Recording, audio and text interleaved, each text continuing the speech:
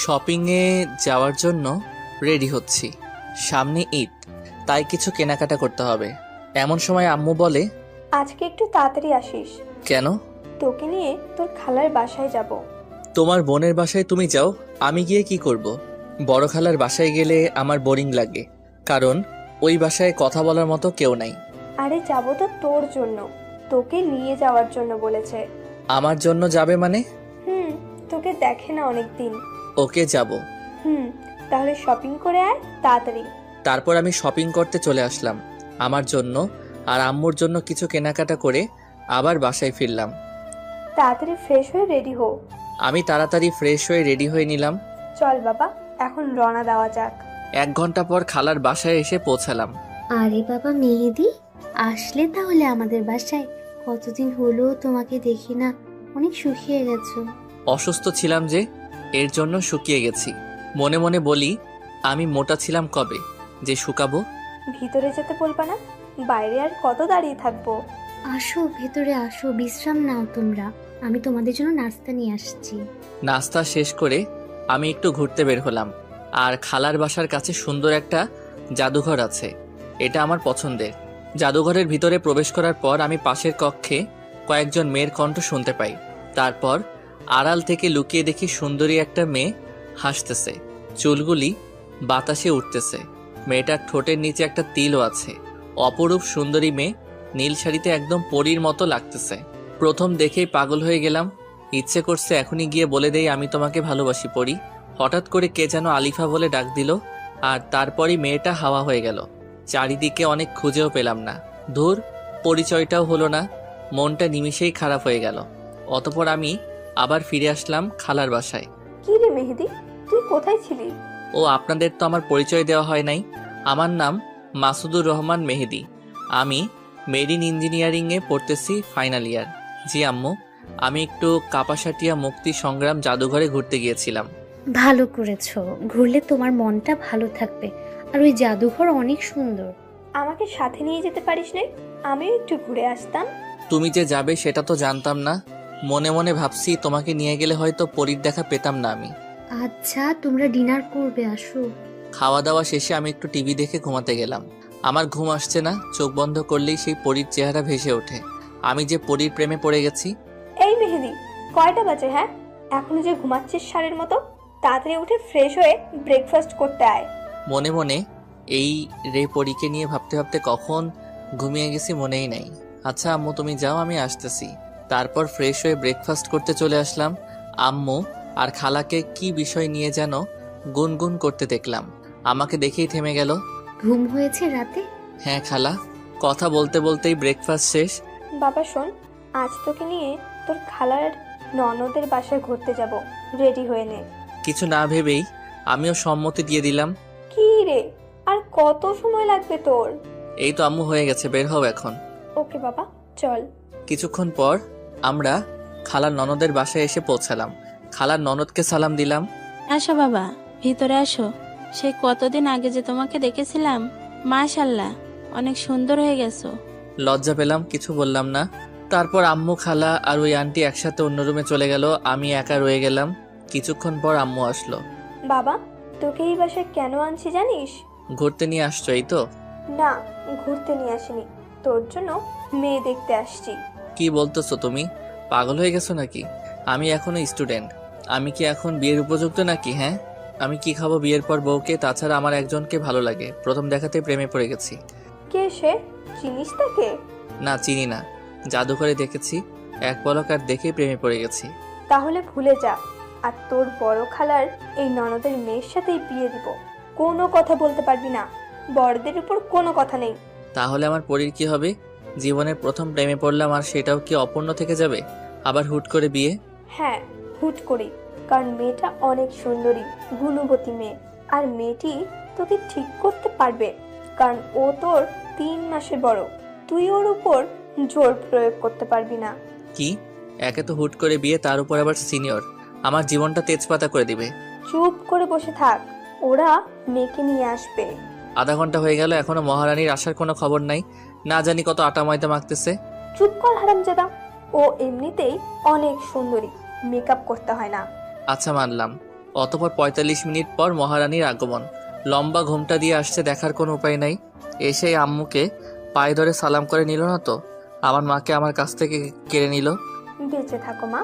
এখন লম্বা ঘুমটাটা সরাও, আমি আমার ছেলের হবু বউকে দেখি। মেয়েটি ঘোমটা সরিয়ে নিল। এ কি দেখছি, মাথা ঠিক আছে তো? না একটা চিমটি কেটে দেখি এটা বাস্তব না সত্য। উফ, অনেক জোরে চিমটি কেটেছি, ব্যথা পাচ্ছি। তাহলে তো এটি কোনো স্বপ্ন নহে রে বালক মেহেদি, এ তো আমার সেই জাদুঘরের হারিয়ে যাওয়া পরী। আর আম্মু ওর সাথে আমার বিয়ে ঠিক করছে। ব্যাপারটা মেঘনা চাইতে বৃষ্টির মতো। আহ, পরীকে নীল শাড়িতে যা লাগতেছে, পুরাই মাথা নষ্ট আমার। ইচ্ছে করছে বিয়ে করে এখনই পরীকে নিয়ে হানিমুনে চলে যাই। উফ, পিঠে চিমটি কাটে আবার কে? এই হারামজাদা, কি হয়েছে তোর? হা করে তাকিয়েছিস? কি হবে? হ্যাঁ, কিছু না তো, আমি ঠিক আছি। ইস, সবাই কি বুঝে ফেললো নাকি যে আমি পরিরূপের মায়ায় ডুবে গেছিলাম? মাশাআল্লাহ, অনেক সুন্দর লাগতেছে আজকে আলিফাকে।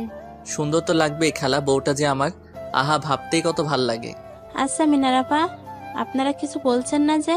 আমার মেয়েকে কি পছন্দ হয় নাই? এই পরীকে কার না পছন্দ হবে? আর হ্যাঁ, আপনাদের একটা কথা বলি, মিনারা হচ্ছে আমার আম্মুর নাম। ওদিকে আম্মু বলছে পছন্দ হবে না কেন? এরকম রূপবতী মেয়েকে পছন্দ না হওয়ার কোনো কারণই নেই। আম্মু আমাকে উদ্দেশ্য করে বলে, কি রে, তোর পছন্দ হয়েছে? তুমি আমার মা, আর তোমার পছন্দই আমার পছন্দ। একটু ভাব নিয়ে বললাম, কারণ একটা মেয়ে যখন জানতে পারে যে একটা ছেলে তাকে অনেক ভালোবাসে, তার প্রতি দুর্বল, তখন মেয়েটা ছেলেটাকে পাত্তাই দেয় না। আলহামদুলিল্লাহ মিনারাপা, আপনার ছেলে যখন রাজি তখন বিয়ের দিন তারিখটা পাকা করে ফেলা যায়। অবশ্যই আসছে শুক্রবারেই তাহলে পবিত্র কাজটা করা উচিত, যদি আপনাদের কোনো সমস্যা না থাকে। আরে না আপা, কোনো সমস্যা নাই। তাহলে আসছে শুক্রবারই বিয়ে। আহা, আমার এত ভালো লাগে কেন? আমার ক্রাশ আমার বউ হবে, বাহ, ভাবতেই কেমন যেন লাগে। আচ্ছা, তাহলে আলিফাকে নিয়ে ভিতরে যান। ওরা ভিতরে যাওয়ার পর আম্মু আমাকে বলে, কি রে, তখন ওইভাবে হা করে তাকিয়েছিলি কেন? বলছিলাম না ও অনেক রূপবতী? তুই তো শুধু জাদুঘরের মেয়েকে নিয়েই পড়েছিলি। আরে আম্মা, এই সেই জাদুঘরের পরী যাকে প্রথম দেখেই প্রেমে পড়ে গেছি। আর তুমি তার সাথে আমার বিয়ে ঠিক করছো। তুমি খুব ভালো মা, সেরা মা। আই লাভ ইউ আম্মা। হয়েছে, আর ঢং করতে হবে না। অতপর সবকিছু ঠিক হওয়ার পর আমরা আমাদের বাসায় ফিরলাম।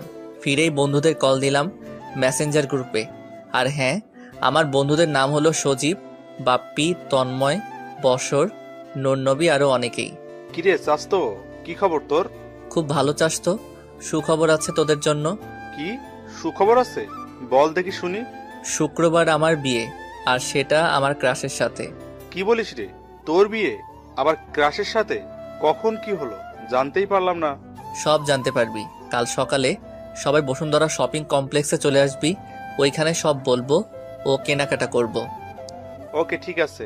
পরদিন সকালে বসুন্ধরা শপিং কমপ্লেক্সে গিয়ে ওদের সবাইকে নিয়ে কেনাকাটা শেষ করে রেস্টুরেন্টে খেতে বসে পুরো ঘটনাটা বললাম। ওরা শোনার পর, কস কি, এ তো পুরো সিনেমাটিক কাহিনী, রূপকথার গল্পের মতো। হ্যাঁ, তা বলতে পারিস। আচ্ছা শোন, তোরা সবাই কাল সময় মতো চলে আসবি। তোদের ছাড়া আমি বিয়ে করতে যাব না। আমরা সবাই চলে আসবো। এখন তাহলে তুই বাসায় যা। ওদের বিদায় জানিয়ে বাসায় চলে আসলাম। তারপর ফ্রেশ হয়ে ডিনার করে দিলাম এক ঘুম। আর এই ঘুমেই রাত শেষ। ফ্রেশ হয়ে নাস্তা করতে আয়। ফ্রেশ হয়ে নাস্তা করে রুমে চলে আসলাম। বিয়ের সময় হয়ে আসছে, বন্ধুরা সবাই চলে আসছে। কিরে, গোসল করে রেডি হ তাড়াতাড়ি। গোসল করে রেডি হয়ে সবাই মিলে রওনা দিলাম। 30 মিনিট লাগলো পৌঁছতে। সবাই বিয়ের গেট ধরছে। এখন ওদের আবদার পুরা করে বিয়ের পিঁড়িতে বসতে যেতে হবে। অবশেষে বিয়ে করে বাসায় বউ নিয়ে আসলাম। আম্মু আমাদের বরণ করে নিল। তারপর আম্মুকে আমরা সালাম করে বাসর রুমে ঢুকবো। ঠিক ওইখানেও গেট ধরছে আবার ওদের আবদার পূরণ করে বউকে রুমে রেখে ছাদে গেলাম বন্ধুদের সাথে একটু বুদ্ধি পরামর্শ করতে। কিরে চাস্তো, এত সময় লাগে বউয়ের কাছ থেকে আসতে? আরে শালা তো পারছে না ওর বউয়ের কোলে গিয়ে উঠতে। তোরা মজা নিচ্ছিস, ওকে নে মজা। তোদের বিয়েতে আমিও মজা নিব। আরে ভাতিজা, রাগ করো কেন? আজকে তো একটু মজা করবো আমরা। জামাল পুইয়া রে, তাহলে তুই আমার আগে বিয়েটা করে ফেললি? বছরকে উদ্দেশ্য করে, তো কি তোর মতো বুড়ো হয়ে বিয়ে করার ইচ্ছা প্রকাশ করবো নাকি? তোরা নিজেদের মধ্যে ঝগড়া করিস না তো। আমাদের সবার উচিত মেয়েদিকে এখন শুভেচ্ছা জানিয়ে ওর বউয়ের কাছে পাঠানো। ঠিক বলেছিস তুই। তোরা সবাই আমার জন্য দোয়া কর। ওইদিকে আম্মু ডাকছে। এই হারামজাদা, বউ একা বসে আছে, তুই তাড়াতাড়ি রুমে যা। এই রে, অনেক সময় হলো, এবার আসি আমি, শুভ কাজটা সারতে হবে। যা, আর মনে করে বিড়ালটা মারতে ভুলিস না। আরে না কাকা, বিড়ালটাই আগে মারবো, তোরা দোয়া কর, আমি গেলাম। এই বলে আমি বাসর রুমে ঢুকলাম। আমার বুকের হার্টবিট ফাস্ট হয়ে গেছে, পা আর চলছে না। বউ আমার লম্বা ঘোমটা টেনে বসে আছে। আহা কি সুন্দরী বউ আমার, রূপের মায়ায় আমি যে ঘায়েল হয়ে যাচ্ছি। রুমের লাইটটা অফ করে ক্যান্ডেল লাইট জ্বালিয়ে দিলাম। এ কি শুনেছি, বাসরাতে বউ স্বামীর পা ছুঁয়ে সালাম করে, কিন্তু আলিফা যে করছে না। ও যে আমার সিনিয়র, এই জন্যই সালাম করতে হয়তো লজ্জা পাচ্ছে। ইস, আমার লজ্জাবতী বউটারে। না আর দেরি করে লাভ নেই, এখন যাওয়া যাক বউয়ের কাছে। অবশেষে এক বুক সাহস নিয়ে বিড়াল মারার কথা মাথায় রেখে আস্তে আস্তে ওর কাছে গিয়ে বসলাম।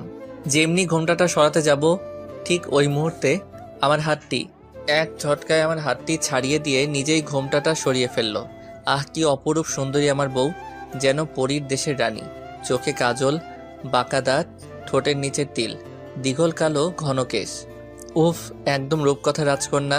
ওদিকে ঘোমটা সরিয়ে ও বলছে, এতক্ষণ ঘোমটা দিয়ে বসে থেকে আমার অস্বস্তি বোধ হচ্ছে। ওর হাতটি ধরতে গেছি, ঠিক তখনই, একদম ধরবি না আমাকে। কি বলছো এসব? স্বামী তার বউয়ের হাত ধরবে না তো কে ধরবে? আর তাছাড়া আমি তোমার স্বামী, তুমি আমাকে তুই করে বলছো কেন? কিসের স্বামী? কে স্বামী? ওর কথা শুনে হতভম্ব হয়ে গেলাম। কি বলো এসব? আমি তোমার স্বামী, আজই তো আমাদের বিয়ে হলো। সরি, আমি তোকে আমার স্বামী মানতে পারবো না। তোমার মাথা কি ঠিক আছে নাকি পুরাই গেছে? হ্যাঁ, এসব কি বলতেছো? মজা করতেছো আমার সাথে? আরে শোন, তোর মতো ছেলের সাথে আমার মজা করতে হবে নাকি? বুঝছি, তুমি আমাকে বোকা বানাচ্ছ।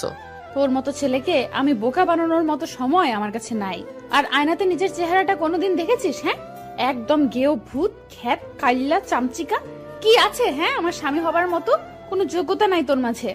ওর কথাগুলো শুনে স্তব্ধ হয়ে গেলাম। কোনো বউ কখনো তার নিজের স্বামীকে এভাবে আঘাত দিয়ে কথা বলে না। ওর কথা শুনে আজ অনেক খারাপ লাগছে, কেননা আমার জন্মদাত্রী মা আমাকে কখনো এভাবে বলা দূরে থাক, কালো অবধি বলেনি।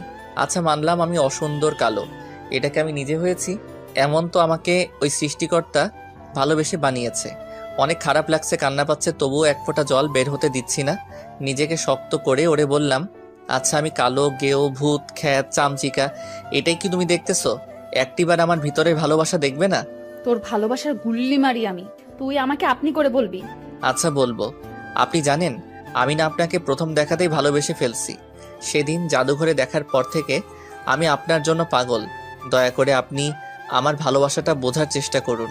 আমি আপনার জন্য আমাকে চেঞ্জ করে ফেলবো, তবু আপনি আমাকে কষ্ট দিয়েন না। জীবনের প্রথম কাউকে এতটা ভালোবেসেছি আমি।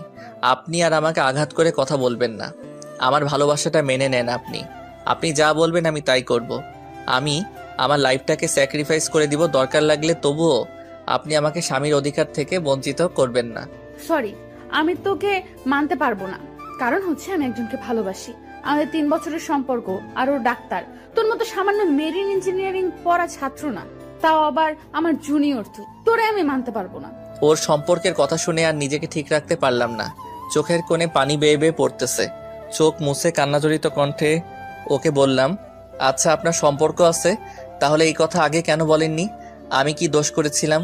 কেন আমার জীবনটা শেষ করে দিলেন আমাকে? আমারও তো আর 10টা ছেলের মতো বিয়ে করে বউকে নিয়ে সুখের সংসার করার স্বপ্ন ছিল। কেন আপনি আমার সাথে এমন করলেন? আমার কোনো দোষ নেই। আমি কেন তোর মতো ছেলেকে স্বেচ্ছায় বিয়ে করতে যাব? আমার মা আমাকে বলেছে বিয়ে করতে, আর মা ডাক্তারকে মানবে না, তাই আমাকে এত তাড়াতাড়ি হুট করে তোর সাথে বিয়ে বসতে বাধ্য করেছে। আচ্ছা বুঝলাম সব। এখন তাহলে আমার কি হবে? আমি কোন স্বপ্ন নিয়ে বাঁচবো? তোর কি হবে সেটা তো আমি জানি না, সেটা তুই জানিস কি করবি। পারলে তুই রিলেশন করে বিয়ে করে নিস। আর হ্যাঁ, তুই কখনো আমার কাছে স্বামীর অধিকার চাইবি না, আমার কাছেও আসবি না। আমাকে কি মনে হয় আপনার কাছে? হ্যাঁ, ভালোবাসা এতই সস্তা নাকি যে আজকে আপনাকে ভুলে গিয়ে কালকে অন্যজনের সাথে রিলেশন করে বিয়ে করে ফেলবো? আমি আপনাকে ভালোবাসতাম, ভালোবাসি, আর ভবিষ্যতেও বাসবো, কিন্তু কখনো আপনার কাছে ভালোবাসা চাইবো না, কথাটি বলে দিলাম। আর এটাও শুনেন, আপনি নিজেই একদিন আমার কাছে আসবেন, ভালোবাসা ভিক্ষা চাইবেন, কিন্তু সেদিন আমি পাথর হয়ে যাব, ফিরিয়ে দিব আপনাকে, কিন্তু ভালোবাসবো ঠিকই আপনাকেই। একা জীবনটা কাটিয়ে দিব, তবুও ভালোবাসা চাইবো না। আর বললেন না আপনার কাছে যেন স্বামীর অধিকার নিয়ে না যাই। আরে শুনেন, আমি আপনাকে কোনোদিন টাচও করব না। আর যারে ভালোবাসেন তাকে নিয়ে সুখী হয়েন। ডিভোর্স দিয়ে দিব আপনাকে, চাইতেও হবে না। ডাক্তারের ভালোবাসা সত্যি হলে আপনি আমার বউ হবার আগেই ডাক্তার আপনাকে বিয়ে করে নিতে পারতো। আপনি একদিন বুঝবেন আর কাঁদবেন, যেমন আজ আমি কাঁদতেছি। আচ্ছা, আর ফালতু বকিস না তো।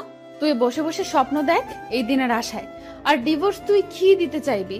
আমি নিজেই তোকে ডিভোর্সের জন্য বলতাম। তোকে আমার একদমই সহ্য হয় না। এখন ঘুমাবো একটু শান্তিতে। তুই আবার কোনো সুযোগ নিতে আসবি না। আমাকে টাচ করলে তোর আম্মুকে তোর নামে মিথ্যা অপবাদ দিব। ওকে যান, আপনি ঘুমান। আর আপনি নিশ্চিন্তে থাকেন, আপনাকে একটি ফুলের টোকাও দেয়া হবে না। আমি কিভাবে ঘুমাবো যদি তুই আমার সাথে একই খাটে ঘুমাতে চাস? আপনার সাথে আমি ঘুমাবো, পাগল হইনি আমি, বুঝছেন? আপনি খাটে ঘুমান, আমি সোফায় ঘুমাবো, নিচে ডাইনিং রুমে। না, নিচে ডাইনিং রুমে না, তাহলে সবাই সন্দেহ করতে পারে। আজব, তাহলে আমি কোথায় ঘুমাবো? তুই এই রুমেই বালিশ নিয়ে ফ্লোরে ঘুমাবি। আচ্ছা, আপনি ঘুমান নির্ভয়ে। ওকে, তুইও ঘুমা। শুভরাত্রি। শুভরাত্রি বলে উনি ঘুমিয়ে গেল। কচু রাত্রি। আমার সবাই বিয়ের প্রথম রাতে বউয়ের ভালোবাসা উপভোগ করে, আর আমার কিনা ডিভোর্সের কথা শুনতে হয়। কত স্বপ্ন ছিল এই বাসর রাতকে নিয়ে, আর হয়ে গেল কি? এটাই আমার কপাল। এসব ভাবতে ভাবতেই আলিফার ঘুমন্ত মুখখানির দিকে চোখ পড়তেই আমি আবার ক্রাশ খেয়েছি। একটা মেয়ে এত সুন্দরী কিভাবে হয়? এত সুন্দরী একটি মেয়ের মনটা এত কুৎসিত কেন? আমার একটু বুঝে না। আমি যে ওরে অনেক বেশি ভালোবাসি, কি করে ওরে ভুলবো? ভুলতে যে হবেই। ওর মুখের উপর চুলকুলি চলে এসেছে, সরিয়ে দিব কি করে? আমি যে কথা দিয়েছি ওরে কখনো টাচ করব না, এসব ভাবতে ভাবতে কখন যে ঘুমিয়ে পড়েছি, আর কখন রাতের অন্ধকার কেটে গিয়ে দিনের আলো ফুটে উঠেছে নিজেও জানি না। আম্মুর ডাকে ঘুম ভাঙে। বৌমা, ও বৌমা, সকাল হয়েছে। এবার ঘুম থেকে উঠে ফ্রেশ হয়ে মেহেদিকে সাথে নিয়ে নাস্তা করতে আসো। মা, আপনি যান, আমরা ফ্রেশ হয়ে আসতেছি। মায়ের সাথে কি সুন্দর করে কথা বললো, আর আমার সাথে কুত্তার মতো ব্যবহার করে। ওই গেও ভূত, ঘুম থেকে উঠে ফ্রেশ হয়ে নাস্তা করতে চল। জি উঠছি। এরপর ফ্রেশ হয়ে দুইজন একসাথে বের হবার আগে ওরে বললাম, শুনেন, আপনার আর আমার মাঝে কি চলছে এবং কি হতে যাচ্ছে সেটা শুধু আমরাই জানি, আর কেউ যেন না জানতে পারে। আম্মুর সামনে এমনভাবে আমার সাথে কথা বলবেন যাতে আম্মু না বুঝতে পারে আমাদের মাঝে কি চলছে। আচ্ছা ঠিক আছে, চল। ওকে চলেন। ডাইনিং রুমে চলে আসছি। মাশাল্লাহ, বৌমাকে অনেক সুন্দর লাগছে। আসো মা, আসো, আমার সাথে বসো তুমি। বাহ, কি সুন্দর কথা! এখনই আমার মা আমাকে ভুলে গেছে, নকল বউ মাকে নিয়ে আছে, আবার আদর করে সাথে বসানো হচ্ছে। আমি এখন পর হয়ে গেছি। কি রে মেহেদি, তুই কিছু বলছিস না যে? চুপ করে আছিস কেন? কি বলবো, বলার মানুষ তো এসেই গেছে, এখন আমি না বললেও হবে। ক্ষুধা লেগেছে অনেক, খেতে দাও। তারপর খাওয়া দাওয়া শেষ করে যখন উঠবো তখন আম্মু বলল, শুনো, আমি চাইছি তোমরা এই মাসের 15 তারিখে হানিমুনে চলে যাও। 1 মাস ঘুরে আসো দুজন। একসাথে থাকলে তোমাদের অনেক ভালো লাগবে। না মা, এখন এসব হানিমুনের দরকার নেই। বিয়েটাই যেখানে মিথ্যা হয়ে গেছে, ডিভোর্স হয়ে যাবে, সেখানে হানিমুনের দরকার নেই। কথাটি আসতে বললাম। দরকার নেই মানে কি? হ্যাঁ, তুই কি পাগল হয়ে গেছিস? বিয়ের পর হানিমুন হবে না তা তো মেনে নেওয়া যায় না। হানিমুন হবে, আমি যা বলছি তার বাইরে একটি কথাও বলবি না তুই। হ্যাঁ মা, আপনি ঠিক বলছেন। আমরা হানিমুনে যাব, আপনি যাবার ব্যবস্থা করেন। এই মেয়েটি কি পাগল হয়ে গেছে? নিজেই বিয়ে মানছেন, আবার নিজেই এখন বলছে হানিমুনে যাবার ব্যবস্থা করতে। লজ্জা বলতেই কিছু নাই মেয়েটির। হ্যাঁ বৌমা, সব ব্যবস্থা হয়ে গেছে। আগামী 15 তারিখে তোমাদের ফ্লাইট, আর তোমরা যাচ্ছ লন্ডন। আচ্ছা ঠিক আছে। তারপর রুমে চলে আসলাম। রুমে এসে ওরে বললাম, আপনি কি পাগল? নিজেই বিয়েটা মানছেন না, আবার সে আপনি নিজে থেকে হানিমুনে যাওয়ার জন্য রাজি। আরে গাধা, হানিমুনে গিয়ে তো আর আমি তোর সাথে ঘুরবো না। তুই তোর মতো থাকবি, আমি আমার মতো ডাক্তারের সাথে ঘুরবো। মানে কি? হ্যাঁ, আপনি এখন আমার বউ, আর তাই আপনি এসব করতে পারবেন না। ডিভোর্সের পর যা মন চাই করবেন, আমার কোনো আপত্তি নেই। আচ্ছা যা, ঠিক আছে, মানলাম তোর এই কথা। ধন্যবাদ। ওয়েলকাম। শুন, আমার কিছু কেনাকাটা করতে হবে, তুই আমার সাথে যাবি। আচ্ছা আপনি রেডি হন, এখনই বের হব। তারপর রেডি হয়ে সোজা তার জন্য মার্কেটে চলে গেলাম। দেখ তো আমাকে কোন শাড়িতে মানাবে। আপনি নীল শাড়িটা নিতে পারেন। নীল শাড়িতে আপনাকে পরীর মতো লাগে। তারপর তার পছন্দ মতো প্রয়োজনীয় কেনাকাটা শেষ করে একটি রেস্টুরেন্টে গেলাম। ওরে বললাম, আপনি কি খাবেন অর্ডার দেন, আমি বিল দিয়ে দিচ্ছি। কেন, তুই কিছু খাবি না? আমার মনে এত রং নাই, আমি খাবো না, তাই আপনি খান। ওকে, তাহলে তুই কি করবি? এখন সেলুনে যাব চুলের ট্রিটমেন্ট করাইতে।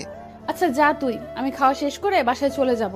তারপর রেস্টুরেন্ট থেকে সোজা জেন্টস পার্লারে চলে আসলাম। পার্লারের বিউটিশিয়ানকে ডেকে বললাম, আমার বউ আমাকে এভাবে অপমান করছে, এখন আপনারা এমন কিছু করে দেন যাতে ও দেখলেই অবাক হয়ে যায়।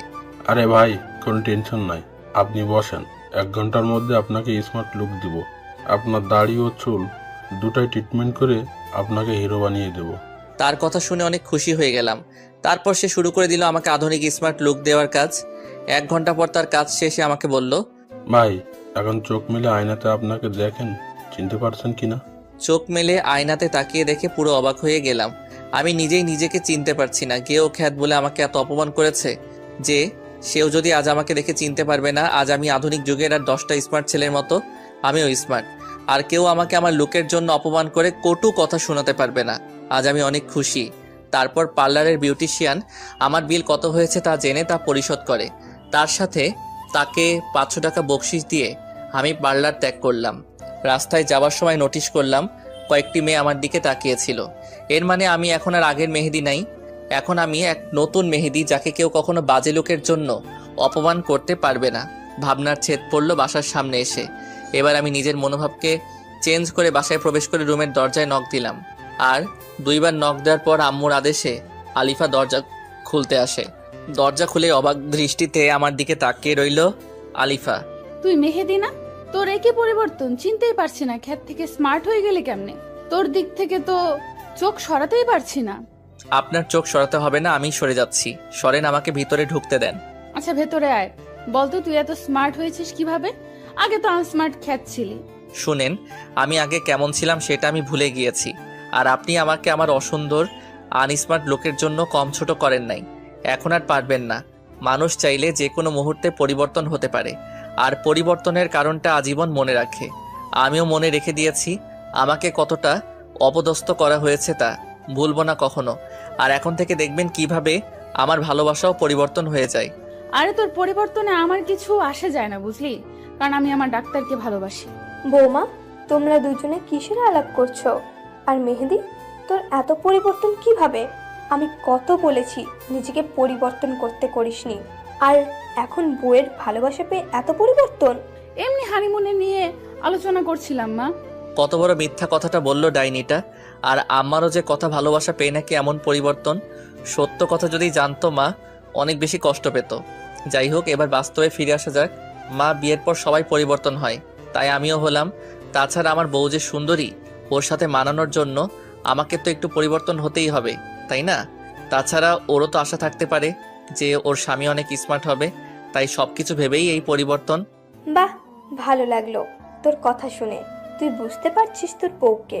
আচ্ছা, এখন আয় বাবা, খেয়ে বিশ্রাম কর। আচ্ছা আম্মু, আমরা ফ্রেশ হয়ে আসছি। তারপর ফ্রেশ হয়ে রাতের খাবার খেয়ে রুমে চলে এলাম। শোন, আজকে চাইলে তুই বিছানায় থাকতে পারিস, অসুবিধা নেই। তার আর কোনো দরকার নেই। আমার কোনো চাওয়া নেই। সকল চাওয়া পাওয়াকে মাটি দিয়ে দিছি। আমি চাই না কারোর সাথে ঘুমোতে। নিজে থেকে বললাম তো, তাই দাম দিলি না। ওকে যা, ফ্লোরে ঘুমা। জি, আপনি বিছানায় আরাম করে নির্ভয়ে ঘুমান, আমি ফ্লোরেই ঘুমাবো। ওকে, গুড নাইট। দরদ দেখাতে আসছে আমাকে। চাই না কেউ আমার প্রতি দরদ দেখাক। নিজে তো আরাম করে ঘুমাচ্ছে। কষ্ট হচ্ছে আমার। নিজের বাড়ি আর নিজের কিনা বিছানা রেখে ফ্লোরে ঘুমাতে হয়। একেই বলে কপালের নাম গোপাল। যাই হোক, ঘুমিয়ে পড়ি। সকালবেলায় এই মেহেদি, ঘুম থেকে উঠবি না, সকাল হয়ে গেছে তো। কি হয়েছে? হ্যাঁ, কেবলই তো ঘুমিয়েছি, বিরক্ত করবেন না যান। আর চোখে পরীকে দেখে নিলাম। ভেজা খোলা চুলের ঘ্রাণে আমি মাতাল হয়ে যাচ্ছি। অপরূপ সুন্দর লাগছে ওকে।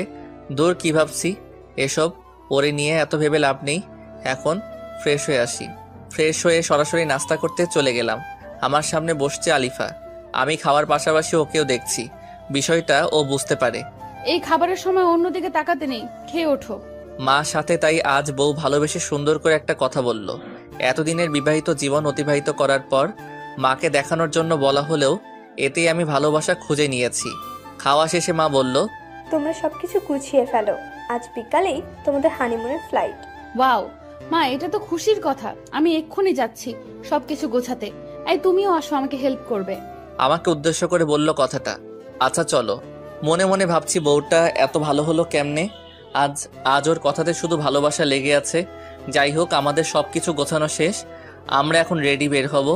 আমাদের সাথে আম্মু যাবে, আমাদের এয়ারপোর্ট পর্যন্ত দিয়ে আসবে। সাথে ফ্রেন্ডরাও আছে। অবশেষে 1 ঘন্টা পর আমরা এয়ারপোর্টে এসে পৌঁছালাম। এই নে বাবা, তোদের দুজনের টিকিট, সাবধানে রাখ, আর গিয়ে পৌঁছালেই জানাবি। আচ্ছা মা, আমাদের জন্য দোয়া করবে। সাবধানে যাস, আর কোন দরকার পড়লে জানাতে ভুলবি না। আর হানিমুন থেকে আসার সময় সুখবরটাও নিয়ে আসবি। আচ্ছা, তোমরা সবাই ভালো থাকো, আর মা তুমি নিজের প্রতি খেয়াল রাখবে, ঠিক মতো ওষুধগুলো খাবে, কোনো কিছু দরকার হলে আমার বন্ধুদের বলবে। আর শোন বন্ধু, তোরাও ভালো থাকিস আর দোয়া করিস। এই বলে সবার কাছ থেকে বিদায় নিয়ে আমরা দুজন প্লেনে আমাদের সিটে গিয়ে বসলাম। আজ তোমাকে অনেক সুন্দর লাগছে। সবাই হা করে তাকিয়ে আছে, আমার দেখে সহ্য হচ্ছে না। তুমি জানলার পাশে এসে বসো। হুট করে আমার প্রতি এত প্রেম কোথা থেকে আসলো? আর ওরা তাকালেই আপনার কি? আপনি তো আমাকে মানেন না আপনার স্বামী হিসেবে। এটা বুঝবে না তুমি। একটা মেয়ে একটা ছেলেকে ভালো না বাসলেও সেই ছেলের সাথে অন্য কাউকে সহ্য করতে পারে না। আর হ্যাঁ, তুমি এখন থেকে আমাকে আর আপনি করে না, তুমি করে বলবে, না হলে সবাই ভাববে আমাদের মাঝে কোনো ঝামেলা আছে। আচ্ছা ঠিক আছে, আপনি যা বলেন তাই হবে। আপনি যা বলেন মানে কি? হ্যাঁ, তুমি বলবা। ওকে, তুমি যা বলো। তারপর প্লেন উঠতে শুরু করলো। এদিকে এক সুন্দরী এয়ার হোস্টেস এসে আমাকে বলল, এই যে শোনেন, আপনি তো মেহেদি, আর উনি আপনার স্ত্রী আলিফা সোহাব। হ্যাঁ কি বলবেন বলেন। আলিফাকে দেখিয়ে সুন্দর করে বললাম, আলিফা তো জ্বলে পড়ে মরছে, আমার অনেক ভালো লাগছে। জি, আপনাদের সিট বেল্ট লাগান, আর এই যে আপনাদের নাস্তা খেয়ে নিন, আর যে কোনো প্রয়োজনে আমাকে ডাকবেন। আর একটা কথা, আপনাকে অনেক স্মার্ট লাগছে। ওকে ঠিক আছে, আমি প্রয়োজনে আপনাকে ডাকবো। এদিকে বউ তো জ্বলতেছে আগুনের মতো। এই কুত্তা হারামি, এয়ার হোস্টেসের সাথে তুই আর কোনো কথা বলবি না। যা বলার আমি বলবো, কথাটা মনে থাকে জানো। আমি ওরে রাগানোর জন্য যেই না এয়ার হোস্টেসকে ডাক দিতে যাব, আলিফা আমাকে অমনি ধরে বলল, এই কুত্তা, তোকে না কেবলই বললাম তুই এই মেয়েকে ডাকবি না, তাহলে কেন ডাকলি? আমার কথা কি মাথায় ঢোকেনি, নাকি মেরে ঢোকাতে হবে? এই ছাড়ো না, সবাই দেখছে, সবাই কি বলবে বলো তো। ছেড়ে দাও, তোমার স্বামীর মান সম্মান কি তুমি ক্ষুণ্ণ করতে চাও? যে দেখার দেখুক, তাতে আমার কি? আমি আমার জুনিয়র স্বামীকে শাসন করব। কার কি? হ্যাঁ, একদম চুপচাপ থাকবে। কারোর সাথে কথা বলে তো দূরে থাক, তাকাবেও না। আচ্ছা জো হুকুম মহারানী, আমি আর কারো দিকে তাকাবো না, শুধু আমার এই পরীর দিকে অপলক দৃষ্টিতে তাকিয়ে থাকবো, আর তোমার রূপের মুগ্ধতায় নিজেকে ডুবিয়ে নিব। এই যাও তো দুষ্টু, এভাবে বলবে না, আমার লজ্জা লাগে, আর পরে তোমার প্রেমে পড়ে যাব। ওর হাতটি ধরে বললাম, সমস্যা নাই তো, স্বামীর প্রেমে তো স্ত্রী পড়বে। কিন্তু আমি যে ডাক্তারকে ভালোবাসি, ওরে ভুলতে পারবো না আমি। আমি তোমাকে এত বেশি ভালোবাসা দিব যে তুমি ডাক্তারকে ভুলে গিয়ে আমার ভালোবাসায় ডুব দিতে চাইবে। আচ্ছা দুষ্টু, এখন চুপচাপ করে বসো। এয়ার হোস্টেস আপু, দয়া করে একটু এদিকে আসবেন। জি ম্যাম, বলুন। আপনি এখন থেকে যা কথা বলার আমার সাথে বলবেন, আমার স্বামীর সাথে কোনো কথা বলতে হবে না। কিন্তু ম্যাম। কোনো কিন্তু নেই, আমি যা বলছি তাই করবেন। কথাটা ভালো করে মাথায় ঢুকিয়ে নেই। আচ্ছা ম্যাম, ঠিক আছে। তুমি এভাবে না বললেও পারতে। আমি কিভাবে বলবো না বলবো সেটা তোমার বলে দিতে হবে না। চুপ করে বসে থাকো আমার দিকে তাকিয়ে। আচ্ছা, ব্যাপারটা বুঝছি না, ও কি প্রেমে পড়লো আমার? হঠাৎ করে এত ভালোবাসা কেন দেখাচ্ছে? যাই হোক, আমি এত কিছু ভাবতে পারবো না, বরং ওর দিকে তাকিয়ে ওর রূপের মুগ্ধতায় ডুবে যাই। অতঃপর 3 ঘন্টা শেষে প্লেন অবতরণ করলো। এই আমার হাত ধরে নিয়ে নামো তো। একা একা চলে যাচ্ছে বউকে রেখে, কত বড় কলিজা। আচ্ছা আসো। তারপর আমরা এয়ারপোর্ট থেকে ট্যাক্সি নিয়ে সোজা বালির রিসর্টের কাছাকাছি একটি হোটেলে গিয়ে উঠি। হোটেলটি খুব নিরিবিলি জায়গায়, সমুদ্রের সাথে, তাই বারান্দা থেকে সমুদ্রের ভিউটা উপভোগ করা যায়। আমাদের পৌঁছাতে সন্ধ্যা হয়ে গেছে, তাই আর আজ সমুদ্র সৈকতে যাইনি। এসেই বাসায় ফোন দিয়ে আম্মুকে ও বন্ধুদের জানিয়ে বারান্দায় বসে সমুদ্রের তীরে আশ্রে পড়া ঢেউ আর সমুদ্রের ভিউটা উপভোগ করছি। এমত অবস্থায়, এই আর কতক্ষণ বসে বসে থাকবো? আসো, ডিনার করে এসে গল্প করব। ওকে চলো। তারপর দুজন একসাথে হাতে হাত মিলিয়ে চলে গেলাম ডিনার করতে। ডিনার শেষ করে দুজন 2 কাপ কফি নিয়ে বারান্দায় বসে সমুদ্রের মনোরম পরিবেশটা উপভোগ করতেছি। দেখছো সমুদ্র কত সুন্দর? কালকে আমরা ব্রেকফাস্ট করে সৈকতে চলে যাব। আচ্ছা বউ, যাবো। তোমাকে অনেক সুন্দর লাগছে। তোমার চোখে ল্যাপটানো কাজল, দীঘল কালো কেশ, ঠোঁটের নিচের তিল আমাকে কিল করে নিচ্ছে। তোমার চুলের ঘ্রাণে আমি মাতাল হয়ে যাচ্ছি। আমার ইচ্ছে করছে আজ তোমার মাঝে ডুবে যেতে। ইস, এভাবে বলিও না। আসো, আজ তোমাকে আমি আমার করে নেব। আজ আমার খুব ভালো লাগছে। আজ আমি আমার বউয়ের ভালোবাসা একদম কাছ থেকে উপভোগ করব। তারপর সোজা চলে গেলাম বেডরুমে। আসো, কাছে আসো। মাতাল হয়ে ওর নেশায় ডুবে যাওয়ার জন্য কাছে চলে গেলাম, একদম কাছে। ওর নিঃশ্বাস আমার মুখে আর আমার নিঃশ্বাস ও মুখের উপর পড়ছে। এই সরো, কিচ্ছু হবে না। আমার পাশে চুপ করে ঘুমিয়ে পড়বে, কোনো দুষ্টুমি নয়। দ্যাট ভাল লাগে না। এই সময় কেউ এমন কথা বলে? নিজেই বলল ওর করে নিবে, এখন আবার নিজেই বলে কিনা কিছু হবে না। এটা কেমন ভালোবাসা? ধ্যাত, ভাল লাগে না। ঘুমিয়ে পড়ি, যা হবার কাল হবে। সকালে ওর চিমটি খেয়ে ঘুম শেষ। এই উঠো, ফ্রেশ হয়ে নাস্তা করে বিচে যাব। আচ্ছা আমি আসছি ফ্রেশ হয়ে। আর এত জোরে কেউ চিমটি দেয় নাকি? অনেক লাগছে। এইটুকুতেই লাগছে, আরো ব্যথা অপেক্ষা করতেছে। জাস্ট ওয়েট মেহেদি, ওয়েট। কি বিড়বিড় করতেছো? কিছু না, ফ্রেশ হয়ে আসো। ফ্রেশ হয়ে নাস্তা করে দুজনে বালির একটি কফি শপে গেলাম। এখানে অনেক ভালো কফি পাওয়া যায়, যা বিশ্বের সেরা মানের কফি, এবং এখান থেকে এগুলো সাপ্লাই দেওয়া হয়। আর এই কফি এক জাতের পচা মাছের থেকে বানানো হয়। এটি শুনে আমার আর কফি খেতে ইচ্ছে করছে না, তবু এখানে আসছি, আর এখানে নামকরা কফি না খাইলে তো হবে না। তারপর দুজনে কফি খেয়ে বিচের দিকে রওনা দিলাম। দেখছো বিচটা কত সুন্দর, পানি একদম ফ্রেশ, নিচের বালি দেখা যাচ্ছে, এত পরিষ্কার। এই চলো না একটু দুজনে ভিজে গোসল করে যাই। না, এখানে না, এখানে সবচেয়ে আকর্ষণীয় পিঙ্ক বিচে গিয়ে ভিজবো। আচ্ছা চলো তাহলে আমরা পিঙ্ক বিচেই যাই। তারপর আমরা একটি স্পিড বোটে করে পিঙ্ক বিচে গেলাম। ওয়াও জোস, কত সুন্দর বিচ, একদম পিঙ্ক। আর এই জন্য এই বিচের নাম পিঙ্ক বিচ। ওকে চলো, সুইম কস্টিউম পরে আমরা সাঁতার কাটবো। ওকে। তারপর দুজনে সুইম কস্টিউম পরে পানিতে নেমে পড়লাম। অনেক ভালো লাগছে আমার আজকে। এই চলো না আমরা এই পাশে যাই, এই পাশে মানুষ আছে, ওই পাশে কেউ নেই, নিশ্চয়ই ওই পাশের পানি আরো বেশি পরিষ্কার। আচ্ছা চলো। আমরাই শুধু, আর কেউ নাই এখানে। সাগরের উত্তাল ঢেউ আশ্রে পড়েছে বিচে, ভিউটা জোস, আর সাথে সুন্দরী বউ, সব মিলিয়ে নিজেকে সিনেমার হিরো মনে হচ্ছে। এই আমি একটু ঝিনুক কুড়াবো, আমার অনেক শখ এটি। আচ্ছা যাও। আমি সাঁতার কাটতে লাগলাম। থাকতে থাকতেই হুট করে একটি বড় ঢেউ এসে আমাকে ভাসিয়ে নিয়ে তীরে ফেললো। তারপর আমি মাথা উঁচু করে দেখি 5 জন বখাটে গুন্ডা টাইপের লোক আমার সামনে দাঁড়িয়ে। আমি উঠে যেতে লাগলেই একজন কাঁধে হাত রেখে বলে, কোথায় যাবেন ভাই? আমার বউকে নিয়ে এখন হোটেলে ফিরবো। কেন জানি তাদের আমার সুবিধার মনে হচ্ছে না, তাই চলে যেতে চাইলাম। ভাই আপনি মনে হয় ভুলে গেছেন, এখানে কেউ আসলে আর ফিরে যেতে পারে না। কথাটি শুনেই আমার গা শিউরে ওঠে। চুপসে যাওয়া কণ্ঠে বললাম, কি বলছেন ভাই? যেতে পারবো না? কেন আসছি? যখন তখন যেতেও পারবো। সিগারেটে জোরে টান দিয়ে আমার মুখে ধোয়া ফু দিয়ে বলল, এই বিষ পিঙ্ক বিষ হলেও আজ তোর জন্য এই বিষ ডেড বিষ। বুঝতে আর দেরি হলো না, এরা গুন্ডা আমাকে ফেলে হয়তো আমার বউকে নিয়ে চলে যাবে। আমি এদিক ওদিক তাকিয়ে দেখি আলিফা কোথাও নেই। আমি অনেক ভয় পেয়ে যাই। আমি পালানোর চেষ্টা করার আগেই হায়নার দল আমার উপরে ঝাঁপিয়ে পড়ল। প্রাণপণে চেষ্টা করলাম নিজেকে বাঁচানোর জন্য, কিন্তু পেরে উঠলাম না 5 জনের সাথে। অনেকক্ষণ মারার পর তারা ভাবছে আমি মারা গিয়েছি, তাই বখাটে গুন্ডাদের লিডার করে যেন ফোন দিয়ে আসতে বলল। কিছুক্ষণ পর আমি যা দেখলাম তা দেখার জন্য আমি মোটেও প্রস্তুত ছিলাম না। দেখলাম আলিফা একটি লোকের সাথে হাসতে হাসতে এই গুন্ডাদের কাছে আসলো। লোকটি আর কেউ না, আলিফার প্রেমিক ডাক্তার নিলয়। কাজ খতম হয়েছে? হ্যাঁ বস, আপনি যেভাবে বলেছেন সেভাবেই করেছি। আহারে বেচারা, কি ভয়ঙ্কর মৃত্যুটাই না দেখতে হলো। 2 দিনের দেখানো মিথ্যা ভালোবাসায় সব ভুলে গেছিল। লাশটাকে এই সমুদ্রে ভাসিয়ে দে, আর নে তোদের পারিশ্রমিক। এসব কি দেখছি, কি শুনলাম আমি? আমার ভালোবাসায় আমার মৃত্যুর কারণ? আমি কি দোষ করেছিলাম? শুধু ভালোবেসেছিলাম। আমি তো নিজেই ওর লাইফ থেকে সরে যেতে চেয়েছি, আর ও কিনা আমাকে এভাবে মিথ্যা ভালোবাসার লোভ দেখিয়ে এভাবে পৃথিবী থেকে সরিয়ে দিচ্ছে। এত নিষ্ঠুর হয় কিভাবে একটা মানুষ? চলে গেল ওরা দুজন, আর বকাটের আমাকে জোরে জোরে লাঠি দিয়ে আঘাত করে আমাকে ভাসিয়ে দিল।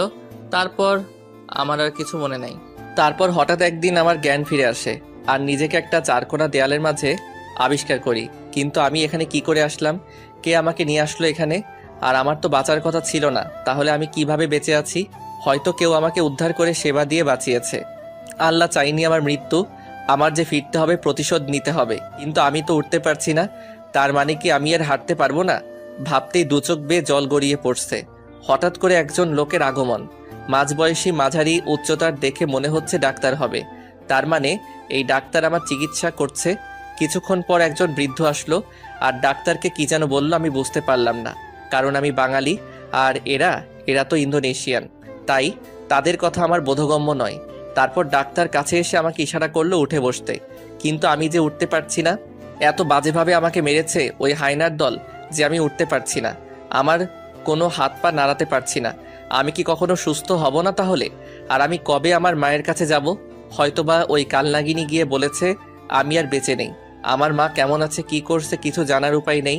আর ওদিকে কালনাগিনী সম্ভবত ডাক্তারকে বিয়ে করে সুখের সংসার করছে। সুখ সবার কপালে থাকে না। আজ আমি বেঁচে থাকার পরও মৃত। আমার কোনো ক্ষমতা নেই হাতে। আজ আমি অসহায়। আমার ফোন, টাকা পয়সা যা ছিল সব নিয়ে নিছে। আমি কবে সুস্থ হব, আর কবেই বা মায়ের কাছে ফিরে যাব? হয়তো মা এতদিনে ছেলের মিথ্যা মৃত্যুর খবর পেয়ে ভেঙে পড়েছে, আর হয়তো মনেও নেই আমাকে। ডাক্তার তার ব্যাগ থেকে ওষুধ বের করে খাইয়ে দিয়ে বৃদ্ধ লোকটাকে কি যেন বলে চলে গেলেন। অনেক ক্ষুধা লেগেছে, কিন্তু খাবো কি করে? ইশারা দিলাম বৃদ্ধকে, বৃদ্ধ সাড়া দিল। তাকে হাত মুখের দিকে দিয়ে বোঝালাম আমার খিদে পেয়েছে। তারপর বৃদ্ধ গেলেন আর আমার জন্য খাবার নিয়ে এলেন। এগুলো কি সামুদ্রিক জলচোদ্ভিদ প্রাণী? মনে হচ্ছে কোনো রকম সিদ্ধ করা। হয়তো আমি এতদিন যাবৎ এসবই খেয়ে আসছি। তারপর বৃদ্ধ তাদের নিজস্ব ভাষায় কাউকে ডাকলেন। কিছুক্ষণ পর একটি তরুণী দেখতে সাদা বর্ণের খাটো করে এগিয়ে আসলো। বৃদ্ধের কাছ থেকে খাবারগুলি নিয়ে আমাকে খাইয়ে দিতে লাগলো। বিদঘুটে স্বাদ, বমি চলে আসার উপক্রম, তবুও আমি খেয়ে যাচ্ছি, কারণ আমাকে বাঁচতে হবে। আর বেঁচে থাকার জন্য যে খাবার আনুক আমি তাই খেয়ে নিব। পেট ভরে খেয়ে নিলাম। তারপর মেয়েটি আবার চলে গেল। এভাবে রোজ আমাকে মেয়েটি খাওয়ানোর পর চলে যায়। এর মধ্যে অনেক দিন কেটে গেল। আমি এখন দাঁড়াতে পারি, হাঁটতেও পারি। মেয়েটি আমাকে ধরে ধরে হাঁটায়। আর ইতিমধ্যে মেয়েটির নামও জানা হয়ে গেছে। মেয়েটির নাম নীরা, মুসলিম সম্প্রদায়ের মেয়ে। ইন্দোনেশিয়ার সংখ্যাগরিষ্ঠ মানুষ মুসলিম। আর বৃদ্ধ হলো